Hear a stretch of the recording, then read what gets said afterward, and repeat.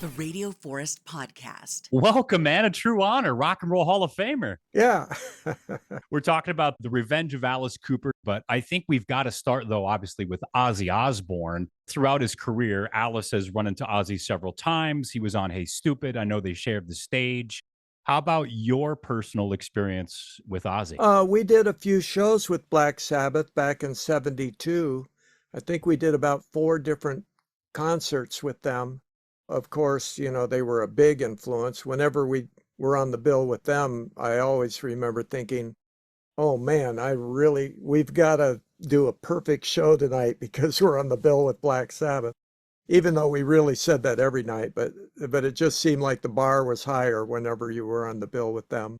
How tight were they live as a band? I mean, I've seen them, but as a musician watching another musician, they seem like the top of their game, each person. And I think that last show proved that they still have those chops. Okay, out of the 4 shows I just mentioned, 3 shows they were excellent, and one night they were not. They were drunk. Yeah. That actually makes me like them more, that they're like, whoops, 1 out of 4 ain't bad. You can't win them all. I heard Alice Cooper say that he heard that Ozzy had passed right before he had gone on stage.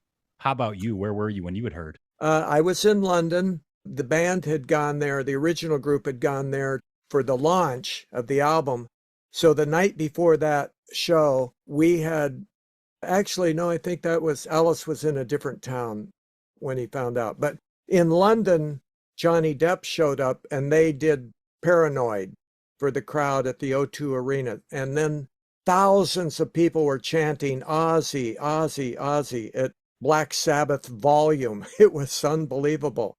And then the original group joined them for Schools Out and the party balloons and confetti and everything. But it was a very moving night because, let's face it, Ozzy's an iconic figure in music, and especially music that hard rock, metal, it covers so much ground, and they had so many influences.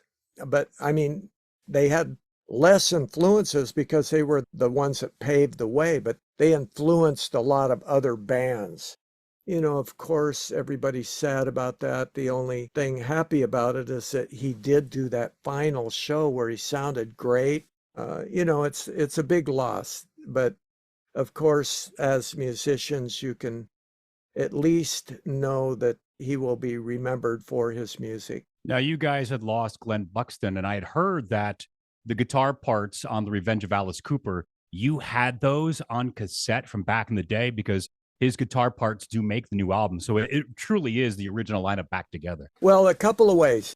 Number one, Glenn had, for mysterious reason, smashed his white SG custom guitar. And Neil had the body of it. I have the neck of it, but Neil had the body of it, and Gibson helped him restore it. And that guitar is used on most of the tracks on the album. And then also I had this cassette of me and Glenn jamming late at night in 1973 at the Gillespie Estate in Greenwich, Connecticut, the band house. And I saved it all these years, and I told Bob Ezrin about this, and he said, yeah, send it to me. And they cleaned it up digitally and added a click track. And then while we were in the studio, spontaneously on the spot, we wrote a song that we thought Glenn would have liked. And that riff is in the song. Glenn gets a writer's credit. And that song came together so fast, it was almost like it was already written before we wrote it. How do you remember that from the 70s, you have a cassette of you and Glenn? How do you know where it is? How do you know where to find it? Because I've heard before that you've saved everything. Alice has said that. He's like, oh, yeah, Dennis has everything we've ever done. So how do you categorize that in your house? Well, of all the things I have laying around, that particular cassette, I've always thought someday I'm going to finish that song. I kept it in a special place away from magnets and away from moisture. And I had no idea it's going to take this many years for me to finally do that. But that tape had not disintegrated. And I have other tapes that have disintegrated. I have a lot of old tapes that weren't stored in that particular place. But that I knew was Yeah. special, so I knew where it was. Now, on the album Revenge of Alice Cooper, you do have the song Black Mamba, and on it, Robbie Krieger from The Doors makes an appearance. So I know the history of the band with The Doors goes back a long way. Can you talk about real quick? I've always said on the radio, Roadhouse Blues, Got Myself a Beer. That's a reference to Alice. And you guys had hung out in the early days moving to LA. Can you clear up for me the relationship between the Alice Cooper band and The Doors? Well, in LA, the Doors, even though they had made it, they were still, that hadn't really sunk into them. They were an LA band that felt like they were starting out just like we were. And we did a show with them in 67, 3 shows in one day, and we hung out all day when one of us weren't on stage, the other when we were on a break, and became friends. And they'd come over to our house and we'd go to LA and hang out with them and all that. So we had become friends way back then. Robbie Krieger we've stayed in touch with, and we knew Glen Buxton knew Robbie Krieger, and that we thought Glen would have played slide on Black Mamba, which is on this album. So when Robbie's name came up, everybody, sure, that's the perfect choice, you know. Sure enough, I mean, that slide guitar when it comes in on the beginning of that song sends chills up your spine. But the Doors were not only friends, but they were heroes of ours, because when Charles Manson happened, the Doors overnight became the soundtrack to LA. Just the feeling in the band and the era, or why do you think that was? It went from before Charles Manson, LA was all flowers and bubbles in the air and rainbows. And then Charles Manson, all of a sudden it became darker, like the Doors music.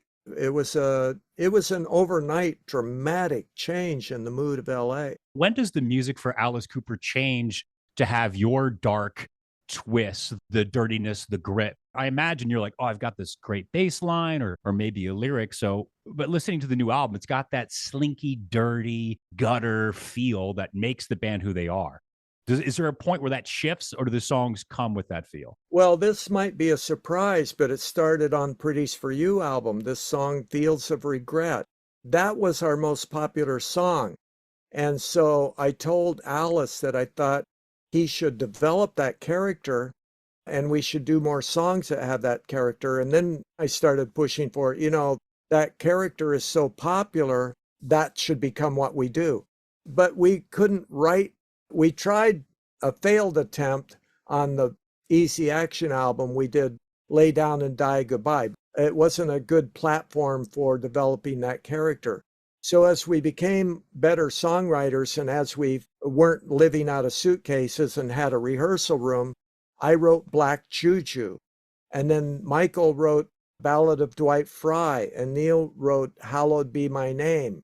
So we were already deciding to go in that direction all the way from the Pretties for You era.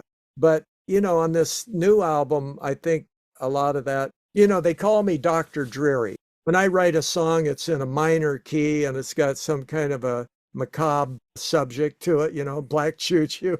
But, everybody's on board. Everything we do, everybody writes their own parts and everybody has a lot of say in everything that goes down musically. So, I can't credit myself, even though I was the crusader. I loved your guys' performance at the Rock and Roll Hall of Fame induction ceremony in 2011, inducted by Rob Zombie. Can you talk to me real quick about how that felt being on that stage and seeing people like Rob be like, this is the group that paved the way with hit album after hit album. I'm who I am because of this band. Oh my gosh. First of all, it's at the Waldorf Astoria Grand Ballroom. And just being on that stage, everybody's played there. Benny Goodman, you name it. Everybody's played there. So that's an honor to begin with. But when you look out into the audience and all you see is celebrities, it's like, okay, the bar is pretty high here. It was also heartwarming because we had all of the children there to sing Schools Out. Those kids had health issues. They were brought out to specifically do this, and that was really great because here you had all these kids that had been dealing, and their families that had been dealing with all kinds of personal health issues. And now they get to do this for fun. So that was great. The morning started with a dress rehearsal. We are on stage at 11 o'clock in the morning, which is early for a rocker. And it's Bette Midler, Darlene Love, Elton John, all of these people. And we're all doing the song, Da Do Ron Ron. Oh my God, it does not get better than this. My feet didn't hit the ground, for hours after that. That's amazing. We're talking to Dennis Dunaway, Alice Cooper, The Revenge of Alice Cooper, original lineup, first time in over 50 years. I see you've got the album behind you. Can you tell me about the album artwork? I love it. They've kind of got like a dark zombie spiritual look. I was racking my mind for what the album cover should be and coming up blank. Neil had suggested The Revenge of, and then that was it. So The Revenge. And then Alice, of course, a record company probably came up, The Revenge of Alice Cooper. Okay. So now we've got the title. And then Alice said, I know the guy that should do this art for us. And it's this guy, Graham Humphreys in Britain, who did, I think, Nightmare on Elm Street, the poster for that, and a lot of other horror films. And this album cover fits right into, when you look at all of his posters, this is right in there with all of the rest of them, because horror had a lot to do with our influences, Frankenstein, Dracula, you name it, Edgar Allan Poe for Black Juju. And the very first show where we could actually play instruments and do a whole show was in 1964 on Halloween at Cortez High School. We did a show called The Pit and the Pendulum. Alice and I used clothesline to make giant spider webs. We got refrigerator boxes and made coffins out of them and painted it and made tombstones out of paper mache. And we even had a friend whose dad was a carpenter and got him to make a guillotine. So, that's just always been, horror films has just always been part of the show. Every night is Halloween. Well, he also has a book, Snakes, Guillotines, Electric Chairs, My Adventures in the Alice Cooper Group. It's Rock and Roll Hall of Famer Dennis Dunaway, original Alice Cooper group, back together in over 50 years. #1 in Germany, The Revenge of Alice Cooper. Dennis, a complete honor to talk to you today, man. Thank you for all the cool stories. Oh, thank you so much. It's been a pleasure.